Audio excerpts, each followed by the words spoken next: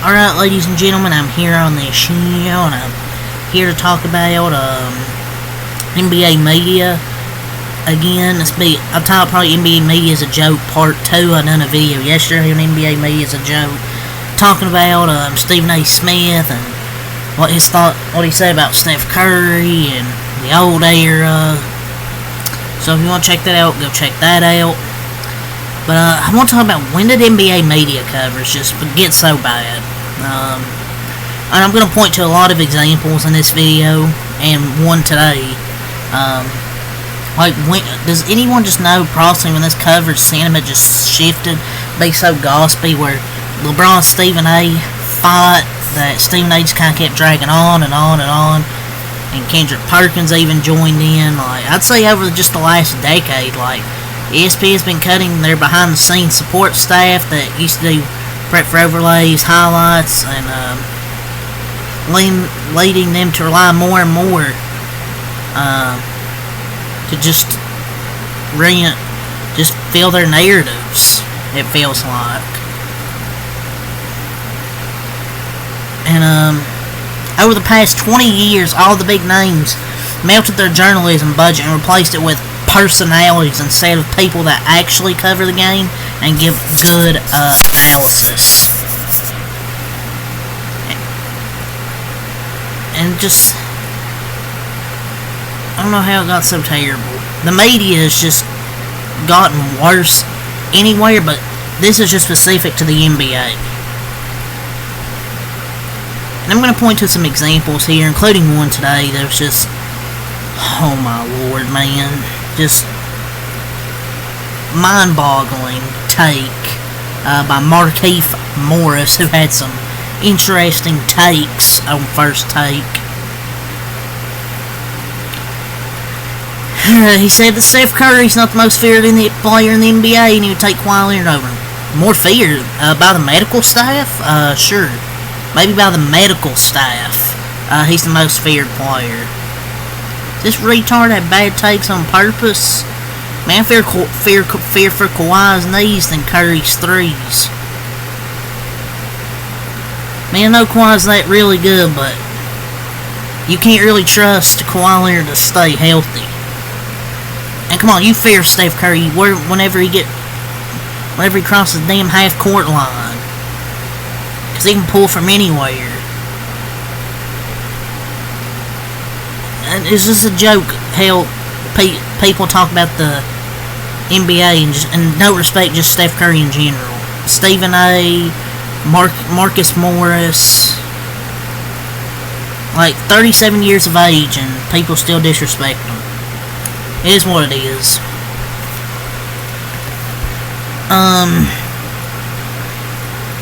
And Marcus Morris, I look at Nikola Jokic's resume right now, and that's not a top 20 player of all time to me. If he retired right now, he wouldn't be top 20 players.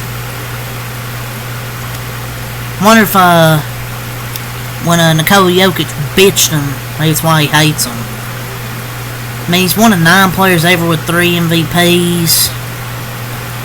I don't know about top 20 players all time, but I mean, look, he's already won an NBA championship, finals MVP, 6-time All-NBA, 7-time All-Star, about to become the 3rd player ever to average a triple-double, one of the best passing big men, multiple MVPs. I mean, he can arguably be top 20, or at least maybe in there. I'm not sure. I wouldn't say one of the best offensive players of all time. I wouldn't say the best, but he's definitely up there. David Robinson and all those guys were great, but they weren't 2-3-time how many MVPs have he has? 2 or 3? Average a triple-double. I mean,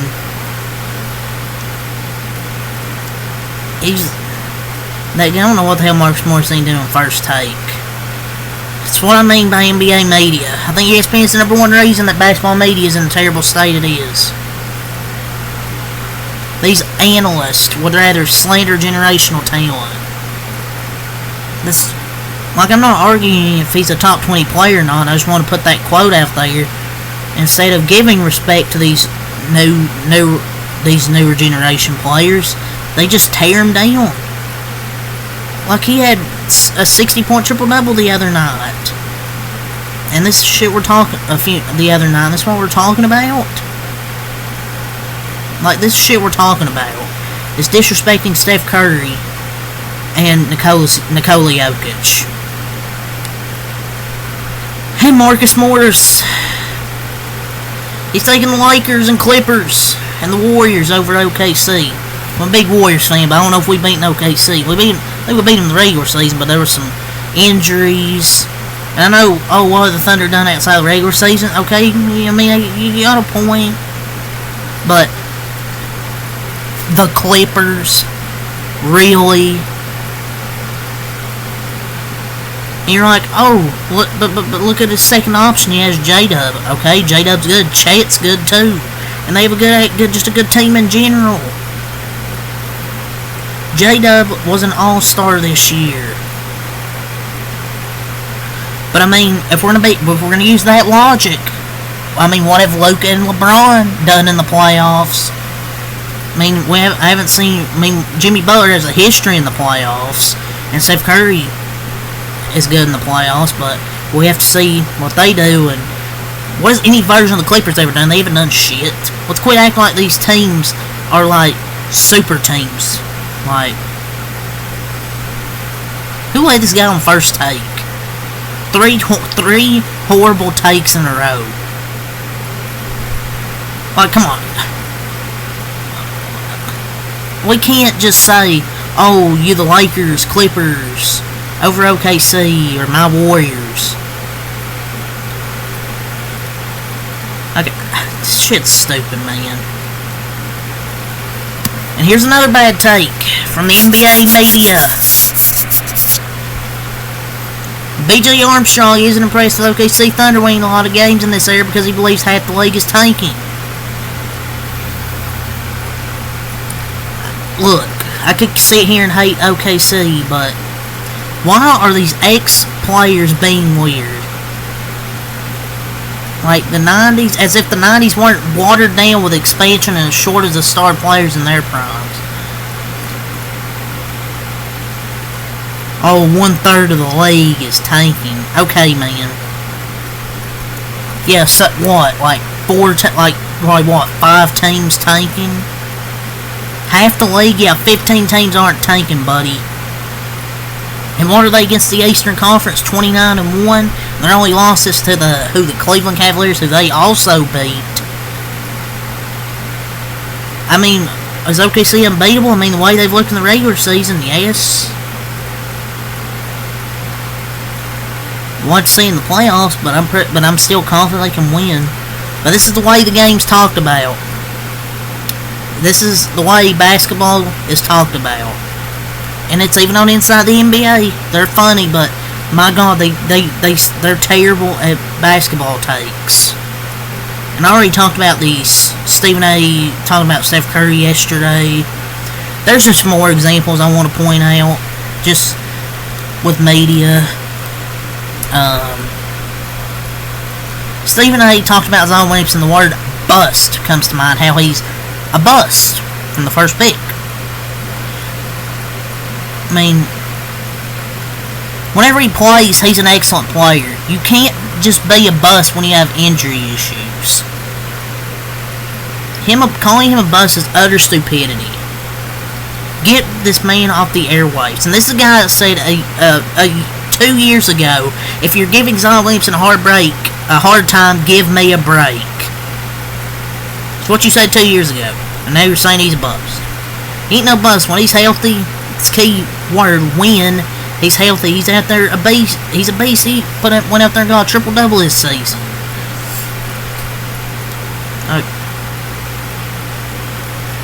Like, why is everything that gets talked about with the NBA negative, or they don't give any credit, and they're stupid narratives? Swear, man. And there's a few other examples. When Shaq talked about the Detroit Pistons, how he said they were boring, and he doesn't watch them. Hey, buddy, you're on Inside the NBA. It's your fucking job is to watch the games. Guarantee he doesn't watch any of the fucking games. And he said they were boring. And they said that, and he said they were a few games below 500 or something like that. What's their record right now? Detroit basketball. Detroit. I know they lost last night, but that's not the point. Their record is 42-34, and they're going to be in the playoffs this year.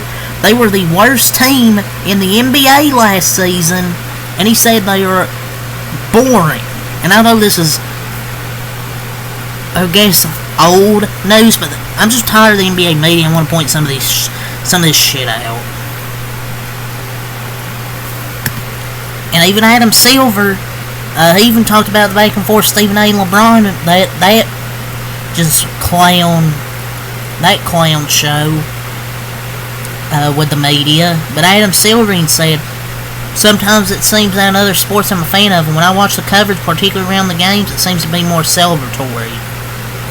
He basically used business language to call him a hater, instead of just straight out saying it. Like, and my last thing is just ESPN and TNT ruin the NBA. Not the game itself, because they're the one that cover it, but